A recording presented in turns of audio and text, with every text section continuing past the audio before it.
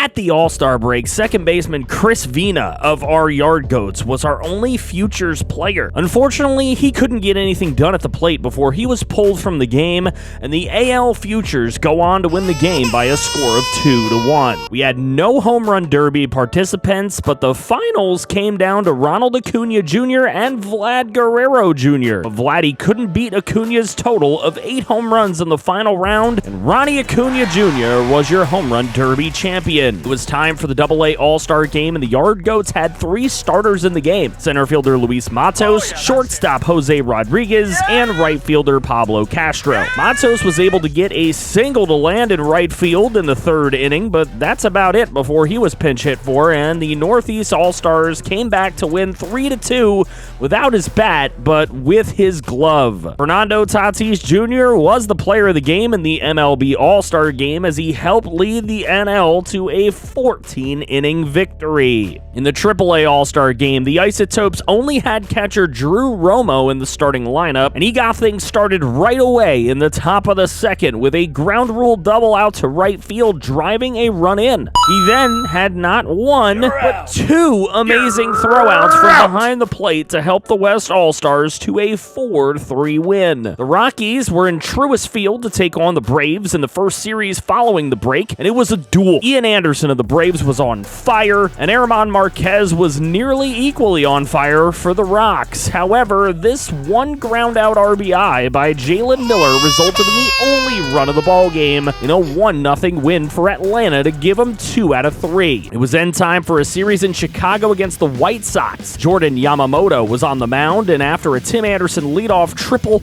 Chris Bryant takes him deep to left. Bye-bye birdie as the Rockies go up 2-0. The Polar Bear then added a solo shot of his own to extend that lead to 3. Boone Ramo had 4 runs of support in the 3rd, but Tim Anderson couldn't get to a Lurie Garcia liner that drove in a run. But Ramo then struck out his next batter and the batter after that to prevent any further trouble. Another Anderson triple in the 5th inning allowed Chris Bryant to drive in yet another run with a single through the middle. John Curtis then gave up a 3-run blast to right field by Yasmani Grandal in the 8th inning to give Chicago a chance at this one, but Emmanuel Clase shut the door in the 9th inning for a 6-5 victory to get 2 out of 3 from the White Sox. Back at home in a set against the Tigers, it was Shohei Ohtani on the mound versus Matt Manning. Shohei tried to hold a 1-run lead into the 6th, but it was a triple off the wall for Wilmer Defoe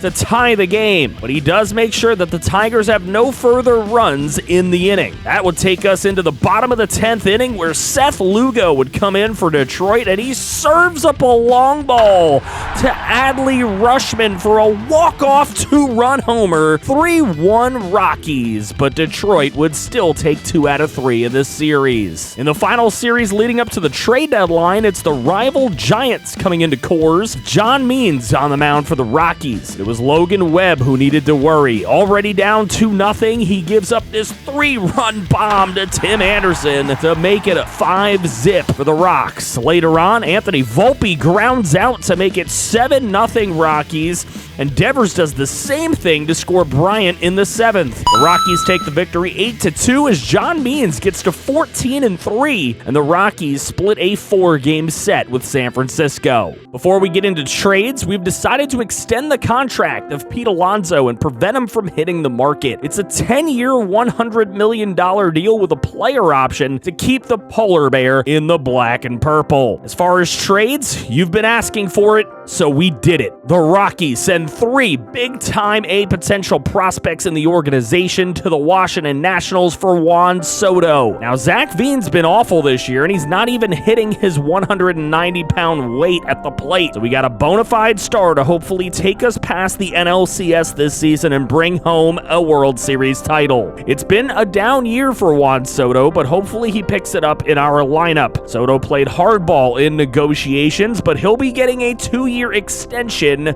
worth $50 million. Now, our budget was being sapped, and it was time to dump some players that we didn't see in our future. It's not an impressive haul for Austin Gomber, but the potential's there, and it saves $2 million. Blake Trinan wasn't getting a lot of use juice in our bullpen, so we saved over $5.5 million to send him to Miami for a couple of prospects. The White Sox were hot on Aroldis Chapman, and they sent us a high-potential prospect to save us $6 million.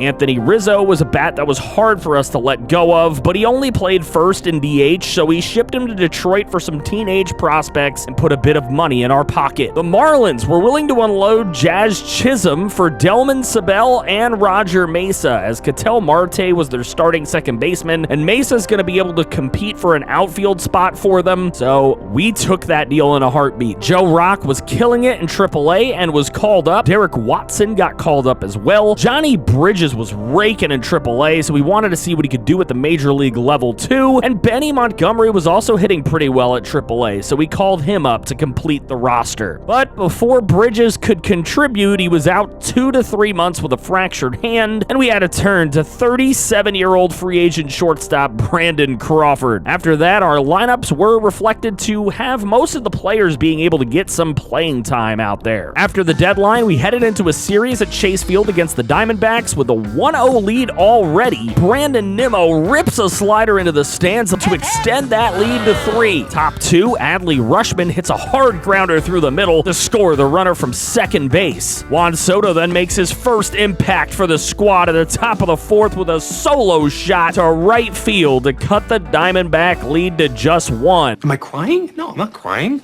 You're crying. Top of the 7th, the game is tied, and Jason Dominguez gets the leading RBI single up the middle of the field. Polar Bear then rocks his 27th dinger of the year out to left to give the Rocks the lead in the 8th inning, and Emmanuel Clase comes in to shut a door, and the Rockies take the win on the road. On we go into a series hosting the LA Dodgers with a chance to sweep. Right away, we get 3 on the board, aided by Rafael Devers running it out to first base with 2 out. The bottom of the 4th, 2 outs. Jason Dominguez hits a high, long ball to center field that gets over the fence for his 7th of the year and a 6-0 Rocky lead. Rockies go on to win the game 7-2 and sweep the series against the division-leading Dodgers. Against the Mets, John Means had a 1-run advantage, but then he gives up a single to center with the bases loaded for the Amazons to take a 3-2 lead. Later in the 7th, J.D. Davis extends the lead with a sac fly to center field off of Derek Watson. Raisel Iglesias comes into the game to shut the door in the 9th for the Mets, and they take it at home at Citi Field 4-2. Next, we're in Washington to take on the Nationals, and Zach McKinstry smokes one into the left center field gap to score the first run of the ball game. William Contreras then fails to bring a runner home from third in the 4th inning as he strikes out to end the inning. Top 6, tie game, bases bomb for Zach Veen, but it's a wild pitch that ends up scoring the leading run. Jansen Junk, what are you doing? Clase comes in for the save, but Keibert Ruiz smokes one to right. His 13th homer of the season. It's a 2-run walk-off homer for the Nats, and they win it 3-2. The Mets then came into Coors Field, and we had a shot to get a 4-game sweep against them. It was a rough outing for DeGrom as it was already 4-0, and then Daddy Juan Soto takes a full count into the stands for a grand salami. The Rockies hitting was on point early, and it led to a 12-0 win at home to complete the sweep. Then we were on the road in Cleveland, and the Guardians gave us a taste of that offense. This Bobby Bradley blast for a 25th homer of the season. The Guardians win gross 7-1. At Chase Field again, William Contreras smacks a gapper to right center, putting the Rocks up 1-0. The lead was then extended with a Chris Bryant 2-run double in the 8th, and Clase shut the door to finish it out 3-0 as Aaron Savale pitched a gem. Back at home against the rival Padres, both teams came in at 79 and 59. Luis Campusano singles to center and drives in the first run of the game. In the 5th, it's an error that helps Alonso drive in a run to extend what was a 3-1 Rocky lead to 4-1. Later, it's 4-3, and Soto tries to lay out and make a grab, but it gets by, and it'll result in a 2-run triple for Eric Hosmer, of all people, to give the Padres a 5-4 lead that San Diego would hold on to get the win. In yet another series against the Diamondbacks, their lead continued to grow as our hitters just continued to fail with runners in scoring position. In the 9th inning, Juan Soto adds his 24th bomb of the season to make it respectable in a 6-4 loss. On the road against the Padres this time, with them far ahead of us at this point in the standings, and Fernando Tatis Jr. blasts a 3-run bomb out to left field for his 29th home run of the season and an early Padre lead. In the fourth, Adley Rutschman hits a single to center to score 2 and get our Rocks within 1. Then Brendan Rodgers smacks one to right center for his 7th home run of the season to take the lead for the Rockies by 1. It's then tied in the 8th inning, but Rafi Devers smacks his 29th homer of the season for the lead one more time, and Clase successfully closes it out this time, and the Rockies go on to win 7-5 on the road in San Diego. Rockies host the Brew Crew with Shohei Ohtani on the mound, and he was dealing, shutting them down until the 7th inning when Hunter Renfroe gets a single down the third base line to cut the Rocky lead in half, 2-1. James Hoyt walks Rafi Devers, which would end up walking in a run, and Jose Alvarado is brought in to give up an RBI single to Adley Rutschman, 4-1 Rockies. Jazz Chisholm hits one right after that to make it a 5-1 ball game. All was looking good as Clase came into the 9th to shut the door. Tyrone Taylor bounces one through the middle and brings a run home, 5-2. Joey Bart at the plate, and he gets one past Juan Soto in right to score another run and leave the leading run coming to the plate in Garrett Mitchell, who singles to right. Rutschman can't make the tag at home to end the ball game, and suddenly we are tied. After the blown save, we go to extra innings, and Hansel Robles comes in for the Brewers, and he gives up a gapper to Rafael Devers for the way more dramatic than it needed to be walk-off 6-5 win. Rockies get a victory. John Means then goes for his 20th win against the Diamondbacks late in the season, and Chris Bryant extends the lead with a single up the middle. Then Juan Soto hits a big fly ball to right field for a 2-run shot, which would be his 30th of the year. Means is then pulled in the 7th with a runner on third, and Devin Smeltzer can't keep it off the board for him. In fact, the bullpen nearly blew the game entirely, but Clase is able to come in and close the game out 8-6, getting John Means number 20. The AAA affiliate Isotopes finish at 87-63, and they win their division. But the AA affiliate Yard Goats were 69-69. Nice! Hell yes! Which is indeed perfect, but it's just not enough to make the postseason. Our final series of the year was against the Kansas City Royals, and we were about to get swept. Neville Newcastle feeds one to Chris Bryant, who rocks his 25th bomb of the year for an early 2-0 lead. The lead is just one later in the 4th, and with runners on the corners, Benny Montgomery hits a deep fly ball to score the runner from third, 3-1 Rocks. In the 6th, Tim Anderson ropes one to left center wall to score another Rocky run on the RBI double. Chris Bryant comes up, and it's a wild pitch by Tommy Wilson. The runner going to third, and a super errant throw allows him to score. 7-1 Rockies, as that stays the final score, and the Colorado Rockies win their final game of the season to get to 92-70 on the year. Pete Alonso then led the team with 39 home runs. Tim Anderson wins the Silver Slugger Award for shortstops in the National League,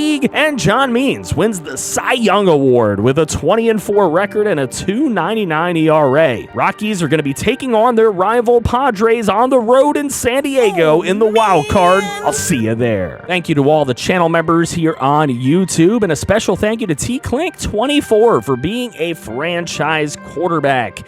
If you would like to join as a channel member, make sure you hit that join button below the video and see what your options are. You are guaranteed players in every series as a channel member, so that's a good little perk. Go ahead and check it out for yourself. I feel you somehow.